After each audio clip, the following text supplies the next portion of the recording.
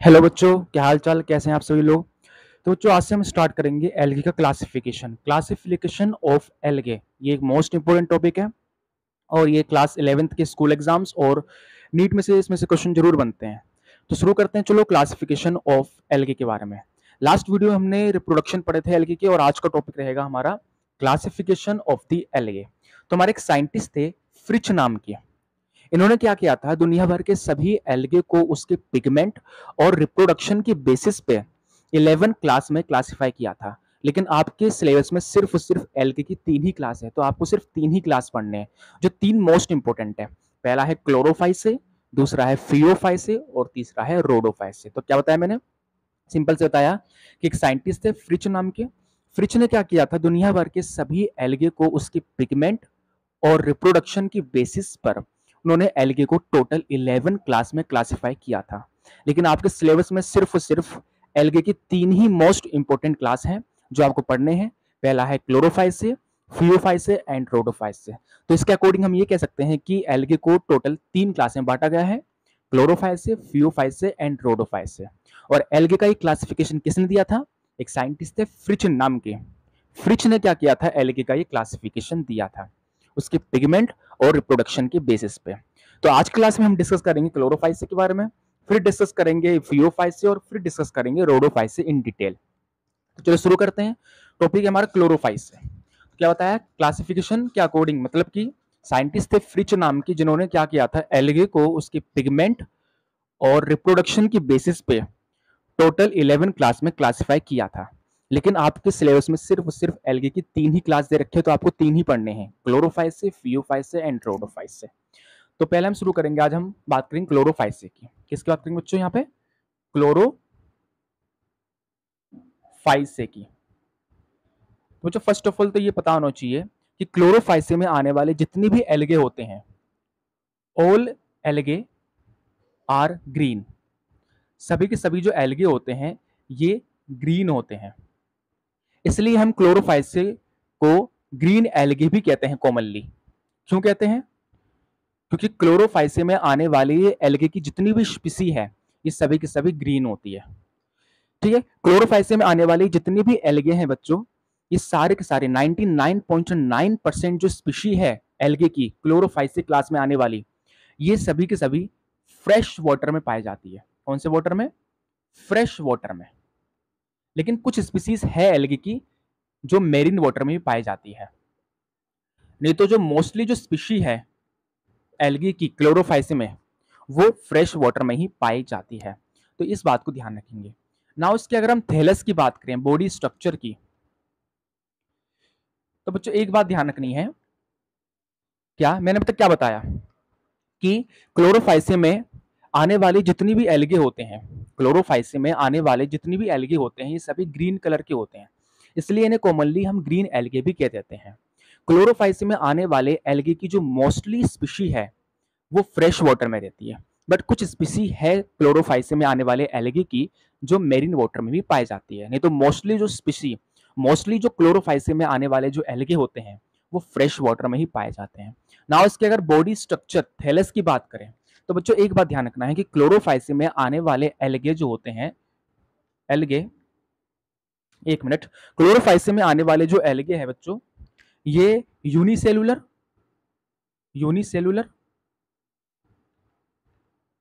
Multicellular दोनों type के होते हैं। तो इस बात को ध्यान रखेंगे। क्या कहा मैंने, कि क्लोरोफाइसे में आने वाले एल्गे का जो बॉडी स्ट्रक्चर है थैलस है, वो यूनिसेलुलर और मल्टीसेलुलर दोनों होते हैं। तो कहने का मतलब ये है कि क्लोरोफाइसे में आने वाले जो एल्गे होते हैं वो यूनिसेलुलर एंड मल्टीसेलुलर दोनों टाइप के होते हैं। इसके अलावा हमारे क्लोरोफाइसे में आने वाली जो एल्गे की जो बॉडी है ये फिलामेंटस भी होती है। फिलामेंटस कैसी होती है, ये फिलामेंटस कैसी होती है बच्चों, ये फिलामेंटस होती है। फिलामेंटस मतलब एलोंगेटेड। कुछ एल्गे की स्पीशी ऐसी होती है जो ब्रांच्ड होती है। ब्रांच्ड मतलब उसकी जो मेन एक्सिस है उसके चारों तरफ ब्रांचेस निकलते हैं। कुछ एल्गे जो होते हैं वो अनब्रांच्ड होते हैं, मतलब उसमें ब्रांचिंग नहीं होती। और क्लोरोफाइसे में आने वाले कुछ एल्गे ऐसे हैं जो कॉलोनियल फॉर्म में रहते हैं, मतलब कॉलोनीज में, ग्रुपिंग में रहते हैं, समझ रहे हो ना। तो ये है हमारे क्लोरोफाइसियम में आने वाले एल्गे का थैलस स्ट्रक्चर। क्या बताया कि क्लोरोफाइसियम में आने वाले जो एल्गे होते हैं वो यूनिसेल्युलर और मल्टीसेल्युलर दोनों टाइप के होते हैं। इनकी जो बॉडी होती है फिलामेंटस होती है, मतलब क्लोरोफाइसियम में आने वाले कुछ एल्गे की स्पीशीज ऐसी है जिनकी बॉडी फिलामेंटस होती है, तो कुछ एल्गे ब्रांच्ड होते हैं, कुछ एल्गे अनब्रांच्ड होते हैं। तो कुछ एल्गे बच्चों क्लोरोफाइसे के ऐसे होते हैं जो कॉलोनी में रहते हैं, मतलब ग्रुपिंग में रहते हैं। इसके एग्जांपल्स भी देखेंगे साथ में कैसे क्या है। तो ये इसका थैलस स्ट्रक्चर है, बॉडी स्ट्रक्चर। इतनी बात समझ आई। नाउ अगर हम बात करें क्लोरोफाइसे में आने वाले एल्गे के अंदर पिगमेंट्स की, इनमें पिगमेंट्स कौन कौन से पाए जाते हैं? तो क्लोरोफाइसे में आने वाले एल्गे के अंदर अगर पिगमेंट्स की बात करें तो इसमें जो मोस्ट इंपोर्टेंट जो पिगमेंट है बच्चों वो क्लोरोफिल ए एंड बी है। इसके अलावा इसमें और भी कई टाइप्स के पिगमेंट्स होते हैं, जैसे जेंथोफिल पाया जाता है। जेंथोफिल ये एक तरह का ऑरेंज कलर पिगमेंट है, जेंथोफिल। ठीक है। इसके अलावा इसमें हमारे कैरोटीनॉइड्स भी पाए जाते हैं। कैरोटीनॉइड्स ये एक तरह का येलो कलर का पिगमेंट होता है। ये सब तब तक मैंने क्या क्या बताया कि क्लोरोफाइसे में आने वाले जो एल्गे होते हैं ये ग्रीन कलर के हैं, इसलिए इन्हें हम कॉमनली ग्रीन एल्गे भी कहते हैं। इसके अलावा क्लोरोफाइसे में आने वाले एल्गे की मोस्टली स्पीशी फ्रेश वाटर में पाई जाती है, बट कुछ स्पीशी है क्लोरोफाइसे में आने वाले एल्गे की जो मेरीन वाटर में पाई जाती है। इनकी अगर बॉडी स्ट्रक्चर की बात करें तो क्लोरोफाइसे में आने वाले एल्गी यूनिसेल्युलर एंड मल्टीसेल्युलर दोनों टाइप के होते हैं। क्लोरोफाइसे में आने वाले एल्गे कुछ, मतलब क्लोरोफाइसे में आने वाले एल्गे की कुछ स्पीसी ऐसी है जो फिलामेंटस होती है, कुछ एल्गे ब्रांच्ड होते हैं, कुछ एल्गे अनब्रांच्ड होते हैं। तो क्लोरोफाइसे में आने वाले कुछ एल्गे जो होते हैं वो कॉलोनियल फॉर्म में रहते हैं, कॉलोनीज की फॉर्म में, ग्रुपिंग फॉर्म में। पिगमेंट्स की बात करें तो क्लोरोफाइसे में आने वाली जितनी भी एल्गे हैं उनके अंदर मोस्ट इंपोर्टेंट जो पिगमेंट होता है वो क्लोरोफिल ए एंड बी होता है। और क्लोरोफिल ए एंड बी के होने की वजह से क्लोरोफाइसे में आने वाली जितनी भी एल्गे हैं इनका कलर मेनली ग्रीन होता है। इसके अलावा इनमें जेंथोफिल भी पाया जाता है। जेंथोफिल एक ऑरेंज कलर का पिगमेंट होता है। ठीक है। और इसके अलावा इनमें कैरोटीनॉइड्स भी पाए जाते हैं, ये एक येलो कलर का पिगमेंट होता है। ठीक है। और ये सभी पिगमेंट्स मिलकर क्या करते हैं, क्लोरोफाइसिम में आने वाले एल्गे के अंदर फोटोसिंथेसिस में हेल्प करते हैं, जिसकी वजह से ये अपना फूड खुद बनाता है। और ये सारे के सारे जो पिगमेंट्स होते हैं वो इनके क्लोरोप्लास्ट में पाया जाता है। किसमें पाया जाता है बच्चों? क्लोरोप्लास्ट में। किसमें पाया जाता है? क्लोरोप्लास्ट में। क्लोरोप्लास्ट एक सेल ऑर्गेनेली है जिनके अंदर सारे पिगमेंट्स पाए जाते हैं। इतनी बात समझ आई। और एक बात ध्यान रखना है कि क्लोरोफाइसिम में आने वाले मोस्टली एल्गे ऐसे होते हैं जिनका क्लोरोप्लास्ट कप शेप्ड होता है, कप की तरह। तो ये भी बात ध्यान रखेंगे कि क्लोरोफाइसिम में आने वाले मोस्टली एल्गे ऐसे हैं जिनका जो क्लोरोफाइसिम में आने वाले मोस्टली एल्गे ऐसे होते हैं जिनका क्लोरोप्लास्ट कप शेप्ड होता है। तो क्या होता है इसमें अब तक कि सारे के सारे जो एल्गे होते हैं वो ग्रीन कलर के होते हैं। क्लोरोफाइसिम में आने वाले मोस्टली एल्गे की स्पीशी फ्रेश वाटर में पाई जाती है, लेकिन कुछ स्पीशी है एल्गे की जो मेरीन वाटर में भी रहती है। नहीं तो मोस्टली जो स्पीसी होती है एल्गे की वो फ्रेश वाटर में ही पाई जाती है। इस क्लास में आने वाले इनके थैलेस की बात करें तो क्लोरोफाइसिम में आने वाले एल्गे यूनिसेल्युलर मल्टीसेल्युलर दोनों टाइप के होते हैं। फिलामेंटस भी हो सकते हैं ये, इनकी बॉडी ब्रांच्ड भी होती है। कुछ एल्गे ऐसी है जिनकी बॉडी अनब्रांच्ड होती है। तो कुछ एल्गे क्लोरोफाइसिम के ऐसे होते हैं जो कॉलोनीज की फॉर्म में रहते हैं, ग्रुपिंग में, मतलब कॉलोनियल फॉर्म। पिगमेंट्स में जो मोस्ट इंपोर्टेंट पिगमेंट है वो क्लोरोफिल ए एंड बी होता है, जिसकी वजह से क्लोरोफाइसिम में आने वाले सभी एल्गे ग्रीन कलर के होते हैं। इसके अलावा इनमें जेंथोफिल होता है जो एक ऑरेंज कलर का पिगमेंट है। और इसके अलावा इसमें कैरोटीनॉइड्स भी पाए जाते हैं जो एक येलो कलर का पिगमेंट है। और इस सभी के सभी पिगमेंट जो होते हैं वो क्लोरोफाइसिम में आने वाले एल्गे के क्लोरोप्लास्ट के अंदर होता है।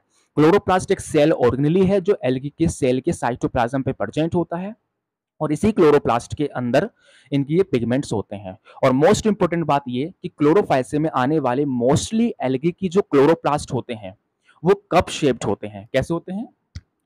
कप शेप्ड, कप की तरह, बिल्कुल कप शेप्ड। तो इस बात को भी ध्यान रखेंगे। एक बार इसका स्क्रीनशॉट लीजिए, अब आगे बढ़ते हैं। तो अब हम बात करेंगे इसके सेल स्ट्रक्चर की। मेनली क्लोरोफाइसिम में आने वाले एल्गे जो होते हैं इनकी सेल वॉल कैसे बनी होती है, इनमें रिजर्व फूड मटेरियल क्या है, ये सब बात करेंगे। ठीक है। तो अगर हम बात करें इनकी सेल वॉल की, एक बात ध्यान रखनी है कि क्लोरोफाइसिम में आने वाले जो एल्गे होते हैं ये फ्लैजेलेटेड होते हैं। कैसे होते हैं ये? फ्लैजेलेटेड। फ्लैजिलेटेड मतलब इनमें फ्लेजला होता है, और फ्लेजला का नंबर जो होता है इसके अंदर वो 2 से 8 के बीच में होता है, और ये फ्लेजला इक्वली क्या होते हैं, इक्वली प्लेस्ड होते हैं। समझ रहे हो ना? तो ये ध्यान रखना है कि क्लोरोफाइसिस में आने वाले मोस्टली एल्गी की स्पीशी ऐसी होती है जो फ्लेजिलेटेड होती है। फ्लेजिलेटेड मतलब उनमें फ्लेजला पाया जाता है। फ्लेजला एक प्रोटीनेशियस थ्रेड लाइक स्ट्रक्चर होता है जो एल्गे को मूव करने में हेल्प करता है। ठीक है, तो मोस्टली एल्गी की जो स्पीसी है वो फ्लेजिलेटेड होती है, जिनमें 2 to 8 नंबर के बीच में फ्लेजला होता है, और ये फ्लेजला इक्वली इनके अंदर प्लेस्ड होता है। अगली बात जो ध्यान रखनी है इसमें वो ये ध्यान रखना है, इनकी अगर हम सेल वॉल की बात करें, इसकी सेल वॉल की, तो क्लोरोफाइसिस में आने वाले एल्गी की जो सेल वॉल होती है बच्चों, मेनली ये सेलुलोज एंड पेक्टोस से बनी होती है।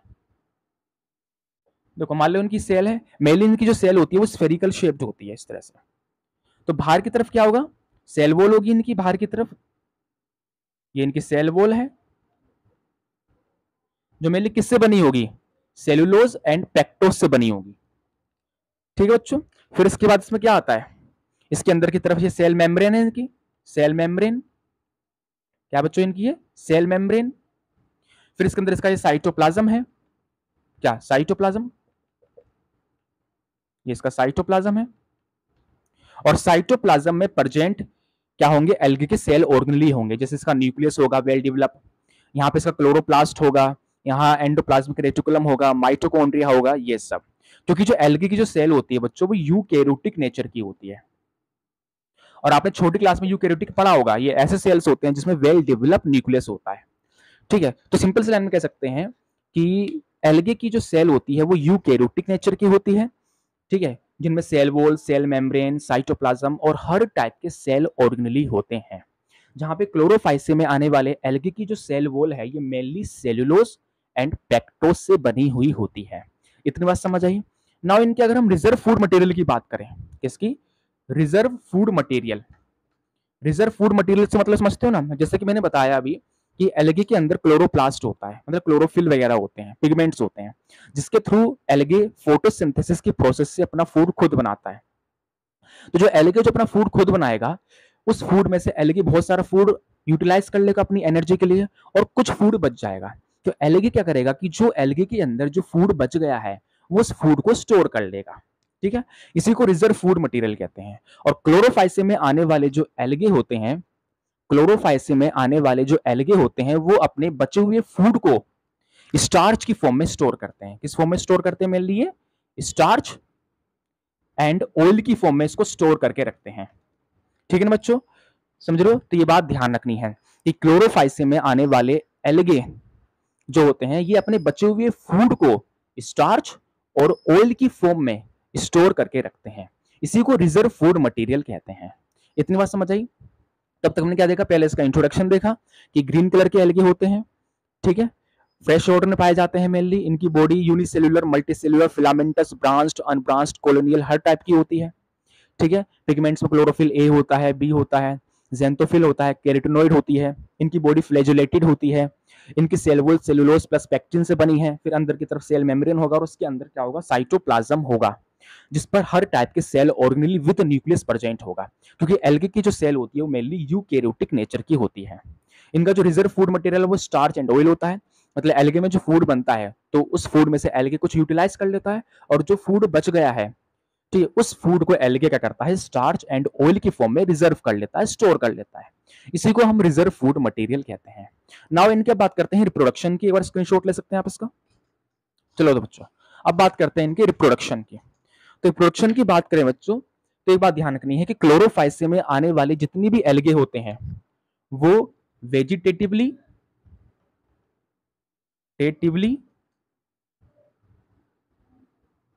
एसेक्सुअली, एक मिनट बच्चों, वेजिटेटिवली, एसेक्सुअली एंड सेक्सुअली, तीनों तरीके से रिप्रोड्यूस होते हैं। क्या बोला मैंने कि क्लोरोफाइसिस में आने वाले जितनी भी एल्गे होते हैं, क्लोरोफाइसिस में आने वाले जितनी भी एल्गे हैं वो वेजिटेटिव रिप्रोडक्शन, एसेक्सुअल रिप्रोडक्शन और सेक्सुअल रिप्रोडक्शन तीनों करते हैं। जहां पे वेजिटेटिव रिप्रोडक्शन में मेनली फ्रेगमेंटेशन करते हैं। क्या करते हैं ये मेनली? फ्रेगमेंटेशन। मतलब क्लोरोफाइसे में आने वाले वो एल्गे जो वेजिटेटिवली रिप्रोड्यूस होंगे वो मेनली बाय फ्रेगमेंटेशन की प्रोसेस से रिप्रोड्यूस होंगे। जो एल्गे एसेक्सुअली प्रोड्यूस होंगे वो स्पोर्स के थ्रू प्रोड्यूस होंगे, और इसमें जो स्पोर्स होते हैं मेनली वो होते हैं जू स्पोर्स। क्या होते हैं? जू स्पोर्स। ये एक फ्लैजेलेटेड स्पोर होता है जो जू स्पोरेंजियम के अंदर बनता है, जू स्पोरेंजियम के अंदर बनता है। ठीक है बच्चों, ये ध्यान रखनी है। और मैंने आपको जब लास्ट वीडियो जो मैंने पढ़ाया था इसका रिप्रोडक्शन का, तो मैंने बताया था कि एल्गे में जो एसेक्सुअल रिप्रोडक्शन है वो स्पोर्स के थ्रू ही होता है। तो क्लोरोफाइसे में आने वाले एल्गी के अंदर जो एसेक्सुअल रिप्रोडक्शन जो होगा वो स्पोर के थ्रू होगा। और वो कौन सा स्पोर होगा? वो जू स्पोर होगा, जो किसके अंदर बनेगा? जू स्पोरेंजियम के अंदर बनेगा। जू स्पोरेंजियम एक स्ट्रक्चर है जो एल्गे के अंदर बनता है, और इसी जू स्पोरेंजियम के अंदर ये जू स्पोर बनेगा। ठीक, जो एक फ्लैजिलेटेड स्पोर है जिसे फेवरेबल कंडीशन मिलने पर जर्मिनेट होके ये जू स्पोर एक न्यू एल्गे का थैलेस बनाएगा। और वहीं सेक्सुअली क्या होगा बच्चों? जो क्लोरोफाइस में आने वाले जो एल्गे हैं वो ओगेमस, एनाइसोगेमस एंड इसके अलावा और कौन सा है? आइसोगेमस, तीनों तरीके से रिप्रोड्यूस होंगे। मतलब सेक्सुअल प्रोडक्शन में क्या होगा? गैमेट का इन्वॉल्वमेंट होगा। ठीक है, और मैंने लास्ट वीडियो में ये बताया था कि ये जो गैमेट होते हैं वो तीन तरह के होते हैं। कौन कौन से होते हैं? Isogamy, oogamy and anisogamy. तो कहने का मतलब ये है कि जो क्लोरोफाइसे में आने वाले एल्गे के अंदर जो सेक्सुअल प्रोडक्शन होगा, और उस सेक्सुअल प्रोडक्शन में क्या होगा? फ्यूजन होगा गैमेट का। तो वो गैमेट का फ्यूजन तीन तरीके से होते हैं। पहला, अगर एल्गे के अंदर गैमेट का फ्यूजन जो हो रहा है अगर वो गैमेट शेप एंड साइज में सेम है तो ऐसे गैमेट को आइसोगेमी कहते हैं, और ऐसे रिप्रोडक्शन को आइसोगेमस कहेंगे। जो गैमेट फ्यूज हो रहे हैं क्लोरोफाइसे में आने वाले एल्गे के अंदर सेक्सुअल प्रोडक्शन के दौरान, अगर वो गैमेट, ठीक है, शेप एंड साइज में सेम नहीं है, एक बड़ा एक छोटा है, अगर सेम नहीं है तो वो एनाइसोगेमस कहलाएगा, एनाइसोगेमी कहलाएगा वो, और ऐसे रिप्रोडक्शन को एनाइसोगेमस कहेंगे। लेकिन जो गैमेट में अगर एक गैमेट लार्ज है और नॉन मोटाइल है, और दूसरा गैमेट अगर स्मॉल है और मोटाइल है, तो ऐसे गैमेट को हम ओगेमी कहते हैं, और ऐसे रिप्रोडक्शन को ओगेमस कहते हैं। तो कह सकते हैं कि क्लोरोफाइसी में आने वाले जो एल्गे होते हैं, एल्गे, वो तीनों तरीके से सेक्सुअल प्रोडक्शन करते हैं, आइसोगेमस, एनाइसोगेमस एंड ओगेमस। तो ये ध्यान रखना है, वेजिटेटिवली, एसेक्सुअली और सेक्सुअली तीनों तरीके से रिप्रोड्यूस होते हैं ये। इनकी अगर हम बात करें एग्जांपल्स की बच्चों, तो एग्जांपल में लिख सकते हो आप यहाँ पे। एग्जांपल में एक तो वॉल्वॉक्स हो गया जो एक मल्टी सेलुलर एल्गे होता है, क्लोरेला हो गया जो एक यूनिसेलुलर एल्गे होता है, क्योंकि मैंने बताया था कि क्लोरोफाइसी में आने वाले algae multi cellular and unicellular दोनों होता है। इसके अलावा क्लेमिडोमोनास हो गया, क्लेमिडोमोनास ये भी एक यूनिसेलुलर एल्गे होता है, समझ रहे हो बच्चों। इसके अलावा कारा हो गया, कारा ये एक मल्टी सेलुलर एल्गे होता है, इसकी बॉडी हाईली ब्रांच्ड रहती है। मैंने बताया था कि क्लोरोफाइसी में आने वाले एल्गे की बॉडी ब्रांच्ड होती है, मतलब कुछ एल्गे ऐसे होंगे जिनकी बॉडी हाईली ब्रांच्ड होगी, तो एल्गे की बॉडी हाईली ब्रांच्ड होती है, तो इसे नोट में लिखें। ठीक है, इसके अलावा ऊडोगोनियम हो गया, क्या हो गया? ऊडोगोनियम, ऊडोगोनियम इनकी बॉडी फिलामेंटस होती है, क्या होती है? फिलामेंटस, समझ रहे हो। तो ये कुछ एग्जांपल्स है हमारे किसके? क्लोरोफाइसे में आने वाले एल्गे के। तो इतना समझ आई। तो ये है हमारा इसका पहला क्लास क्लोरोफाइसे, जिसको कॉमनली ग्रीन एल्गे कहते हैं। ये फ्रेश वाटर में पाए जाते हैं। इसके अलावा इनकी बॉडी यूनिसेल्युलर, मल्टीसेल्युलर दोनों तरह की होती है। ये ब्रांच्ड, अनब्रांच्ड, फिलामेंटस और कोलोनियल फॉर्म हर टाइप का इनका थैलस होता है। ठीक है ना बच्चों। इनकी सेल वॉल जो होती है वो सेलुलोज प्लस पेक्टोज से बनी होती है। इनमें पिगमेंट में chlorophyll A, B, xanthophyll and carotenoids पाए जाते हैं। इसके अलावा ये फ्लैजुलेटेड होते हैं और ये तीनों तरीके से रिप्रोड्यूस होते हैं, vegetatively, asexually and sexually. Sexually ये तीनों तरह से रिप्रोड्यूस होंगे, आइसोगेमस, एनाइसोगेमस एंड ओगेमस। ठीक है, तो आज के लिए इतना बहुत है एंड थैंक यू। पढ़ते रहिए, एक बार इसका स्क्रीनशॉट ले सकते हैं आप।